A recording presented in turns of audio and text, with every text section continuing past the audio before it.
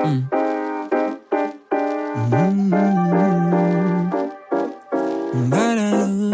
Assalamualaikum warahmatullahi wabarakatuh. Salam, Om Swastiastu. Namo Buddhaya. salam kebajikan. Tabipun. Hai Sobat Sosial, Kami dari SMA Negeri 1 Tumi Jajar, kelas 11 IPS 4. Di video kali ini kami akan mempresentasikan dan menjelaskan tentang COVID-19 dan potensi konflik sosial di Indonesia. Tonton video penjelasan yang berikut ini ya. Hai Sobat Sosial, di video kali ini kita bakal bahas tentang COVID-19 dan potensi konflik sosial.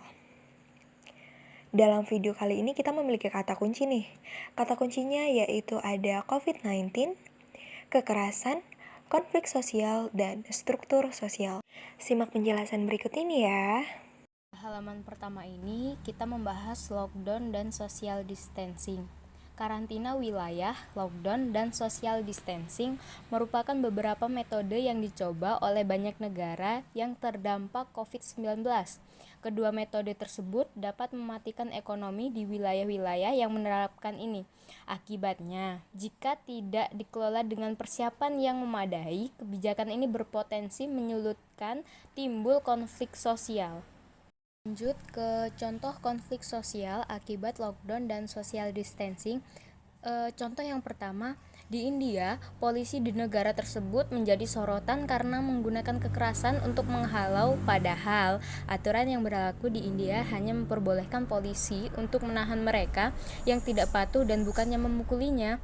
Yang kedua, tercatat sejumlah 23 orang tewas dan 83 lainnya luka-luka akibat kerusuhan di penjara Lo Modelo. Kerusuhan itu dipicu oleh kepanikan para narapidana yang berusaha kabur akibat isu penyebaran virus di dalam penjara. Yang ketiga, di Indonesia tercatat setidaknya di 3 daerah, Goa, Banyumas, dan Semarang, telah terjadi penolakan terhadap pemakaman jenazah pasien dan para medis yang wafat akibat COVID-19. Penolakan ini terjadi karena kekhawatiran bahwa jenazah tersebut bisa menularkan virus COVID-19 ke warga sekitar pemakaman. Nah, ini perlu kalian tahu juga sobat, bentuk konflik di masyarakat itu dibagi menjadi dua, yaitu horizontal, yang artinya di antara sesama masyarakat, ataupun vertikal yang artinya antara pemerintah dan masyarakat. Nah, pada halaman berikutnya ini penjelasan dampak COVID-19. Dampak COVID-19 menyebabkan kerentanan ekonomi bagi sebagian besar penduduk di mana khususnya mereka yang tidak memiliki tingkat pendapatan yang rendah. Pada akhirnya hal tersebut berdampak pada penurunan kelas sosial dalam masyarakat secara pasif. COVID-19 tidak hanya menimbulkan korban jiwa semata, tetapi melahirkan orang miskin baru. Penurunan pendapatan dari unsur masyarakat tersebut akan menciptakan lapisan masyarakat yang sangat rentan terkena COVID-19, baik secara medis, ekonomi, maupun sosial. Mereka yang tergolong dalam ekonomi lemah, berbeda dengan para pekerja kerah putih, tidak mampu sepenuhnya menjalankan social distancing karena harus bekerja. Akhirnya, mereka menjadi pihak yang paling berpotensi terpapar virus. Di sisi lain, pemerintah pun terkesan kalang kabut dalam mempersiapkan program pengamanan sosial atau social net yang memadai untuk warga dengan ekonomi rawan. Jika situasi ini terus berlangsung, kemungkinan rasa frustasi dari masyarakat akan terakumulasi menjadi kekecewaan, grievance, dan dapat meledak menjadi konflik sosial. Nah, di halaman berikut ini kita bakal bahas tentang kekerasan sebagai respon atas krisis. Rasa frustasi masyarakat itu wajar. Rasa frustasi dalam masyarakat terhadap suatu keadaan yang sedang mereka alami itu juga wajar. Rasa frustasi dalam masyarakat itu belum tentu loh menimbulkan kekerasan. Karena pada dasarnya, kekerasan itu dapat muncul bila telah memenuhi beberapa syarat. Johan Galtung itu berpendapat bahwa kekerasan hanya akan terjadi dalam konteks munculnya kebutuhan dasar yang tidak dapat bisa dihindari pemenuhannya. Jadi, bisa kita lihat nih di halaman ini bahwa inti dari upaya menghindari kekerasan atau kerusuhan adalah dengan pemenuhan hak-hak dasar warga negaranya. Untuk halaman ini, jadi permasalahan pemenuhan kebutuhan dasar adalah pemantik utama yang mendorong orang untuk protes dan melakukan kekerasan sebagai respon. Jadi, kekerasan itu adalah suatu respon dari mereka ya. Nah, di sini kita menemukan konsep relative deprivations. Nah, konsep ini itu dijelaskan oleh Ted Robert Gurr. Apa sih konsep relative deprivations itu? Deprivations. Nah, jadi dari penjelasan panjang inilah yang nantinya menimbulkan suatu ketidakpuasan serta protes dari masyarakat. Di halaman ini juga terdapat konsep konflik struktural atau structural konflik. Konflik ini oleh Johan Galtung. Dalam hubungannya, konflik ini melihat antara kekerasan dengan kelas sosial dalam masyarakat. Pertentangan yang ada di dalam konflik ini itu antara kelas atas dan kelas bawah, yang pada akhirnya kelas bawahlah yang melihat situasi yang sedang mereka hadapi itu sebagai sebuah ketidakadilan atau injustice. Nah, ketidakadilan inilah yang nantinya bakal mendorong mereka untuk berbuat sesuatu untuk mengatasinya. Karena nggak mungkin dong mereka itu diem aja, karena mereka udah ngelihat suatu ketidakadilan di depan mata mereka, otomatis mereka bakal terdorong untuk berbuat sesuatu. Oke, lanjut di halaman ini kita bisa tahu dan paham dengan mudah bahwa ketika harapan tidak sesuai dengan kenyataan, maka akan membuka kesempatan munculnya ketidakpuasan serta protes oleh Hurt 1971. Oke, lanjut.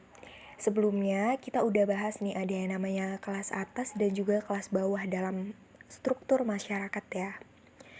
Ketidaksetaraan itu tidak secara otomatis loh akan berujung kepada kekerasan. Terdapat satu faktor dominan yang berperan besar dalam mendorong ketidakadilan menjadi kekerasan. Faktor tersebut adalah faktor eksklusi dari struktur kekuasaan negara oleh Galtung 2007. Apa sih artinya? Artinya adalah bila negara nih sengaja memangkas akses bagi sebagian unsur masyarakatnya, maka akan berakibat akan timbul kekerasan fisik atau nama lainnya adalah direct violence. Direct violence ini sebagai bentuk perlawanan. Si direct violence ini sebagai bentuk perlawanan balik kepada ketidakadilan negara. Nah, bila faktor eksklusi ini berpadu dengan budaya kekerasan atau nama lainnya ada cultural violence, maka potensi kekerasan selanjutnya akan semakin besar. Nah, oke, di sini kita bisa tahu bahwa ketika ada direct violence yang berpadu atau bergabung dengan cultural violence, maka akan berpotensi membuat atau menimbulkan suatu kekerasan selanjutnya yang akan semakin besar. Oke, selanjutnya kita sudah berada di halaman arah menuju new normal. New normal ini biasanya diartikan sebagai kebiasaan baru ya di Indonesia. Kalian sadar gak sih bahwa kebijakan-kebijakan pemerintah atas dampak pandemi COVID-19 ini, sadar gak sadar, telah membuat masyarakat itu terjebak dalam keadaan jarak fisik maupun sosial yang sangat signifikan. Kemudian, kedepannya jarak fisik dan sosial yang makin melebar ini dipercaya akan menjadi sesuatu yang normal. Interaksi manusia secara langsung selanjutnya akan digantikan. Digantikan oleh apa? Digantikan oleh interaksi secara tidak langsung. Baik itu melalui media sosial atau akses internet lainnya. Jarak sosial yang melebar di masyarakat ini kemudian memunculkan isu tentang munculnya new normal. Pernyataan ini oleh Norton 2020. Kondisi new normal ini yang nantinya akan menjadi aspek yang mengarah pada munculnya konflik sosial baru.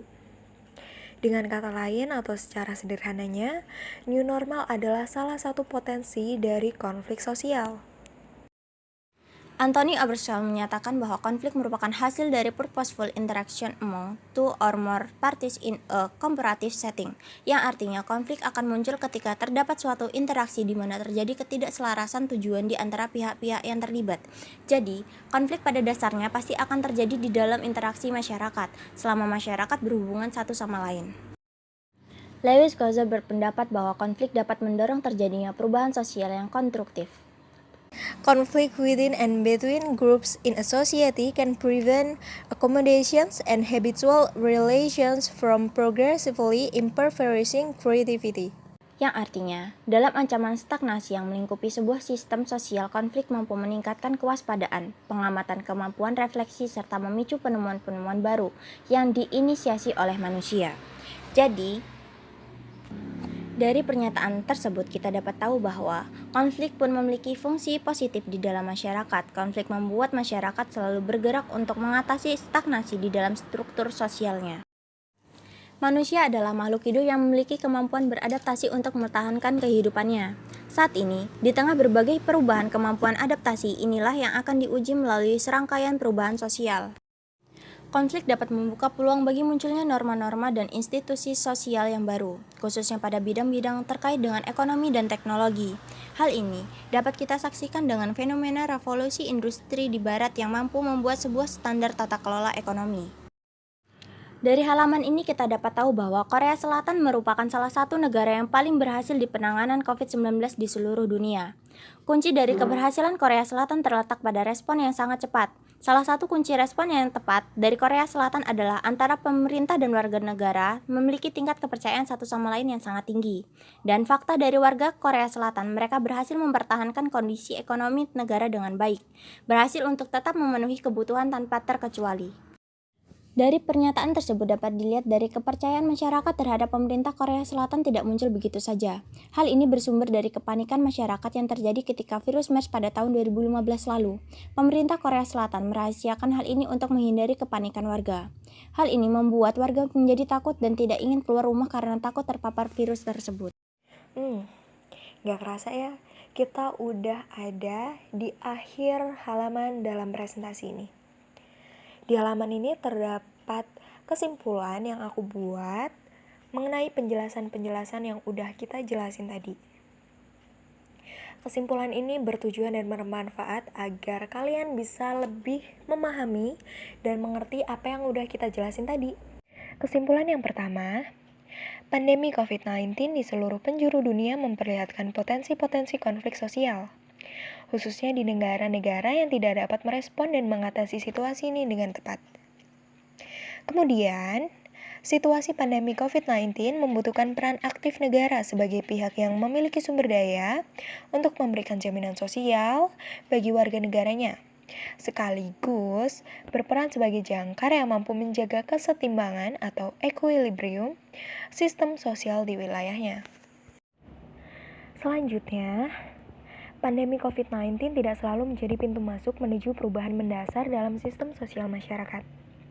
Contohnya adalah Korea Selatan, di mana sistem di negara tersebut beradaptasi secara cepat sehingga tidak sampai menimbulkan konflik sosial yang destruktif. Destruktif atau nama lainnya adalah kerusakan. Yang terakhir, kondisi new normal bisa saja terjadi. Meskipun kondisi dunia pasca wabah COVID-19 ini diliputi berbagai ketidakpastian dan potensi konflik, tetapi manusia dapat mengatasinya dengan rasa saling percaya satu sama lain melalui transparansi informasi sebagai modal utamanya.